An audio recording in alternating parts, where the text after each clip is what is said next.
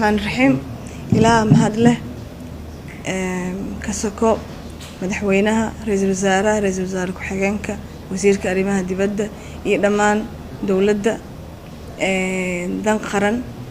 أيها أرنتان كسو وذا شقيسي سيدي مواطنين تاني أو حدودها ودمada jaarka la ah Suudaan u soo gudbay aan u gargaarno insha Allah maanta waxaan ku guuleysanay inay 150 muwaadiniin Soomaaliyeed ay ka soo noqdaan dalka Ethiopia ayagoo maanta ka soo degi doona magaalada Muqdisho iyo Garowe insha Allah waxaan la kaashanay shaqadan hay'adaha caalamiga ah gaar ahaan IOM oo run ahaantii door aad u weyn ka qaadatay garab istaagan safaaradaheena gaar ahaan safaaradeena Ethiopia oo naga mahad celinayo kusimaha safiirka madam ayaan oo shaqo aad iyo aad u fiican oo u baahan in la xuso hayso maantana intaas qofood ayay soo anbabixiso 150 ah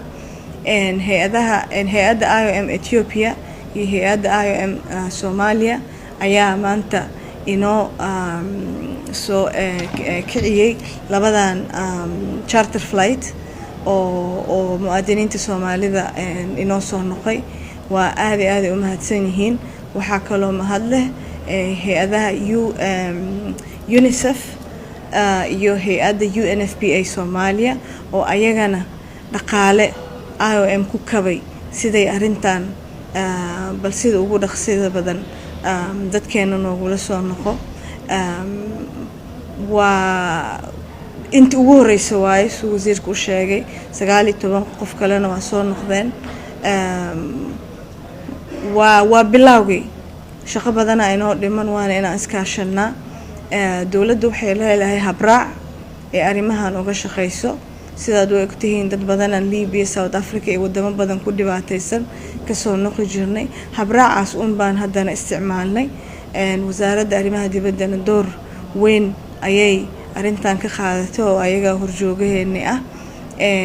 habraacaasna wuxuu noo maanta saamaxay inaan arrimahan oo dhan soo dedejino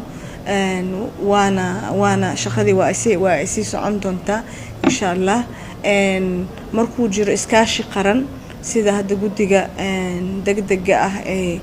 ra'iisul wasaare ku-xigeenka u magacaabay sida arrimahan Suudaan wax looga qabto markuu iskaashi qaran jiro oo annagii Soomaalihaan iyo dawlad ahaan iyo bulshada aan hal meel ka soo wada jeesano oo aan xoojino shaqadeena wadamada caalamka ama hay'adaha internationalka ana waa noo soo gurmanayaan taas ayaan dhacday alxamdulillah wasiirka marlabaad Huruuse iyo tiimkiisa dhan aad iyo aad ay u mahadsan yihiin waa bilowgii shaqada waa sii socon doontaa insha Allah waan iskaashaneena waxaan kale u baahanahay bulshada rayidka Soomaali muwaadiniin Soomaaliya meesha inooga xayiran walaalaheen Suudaanna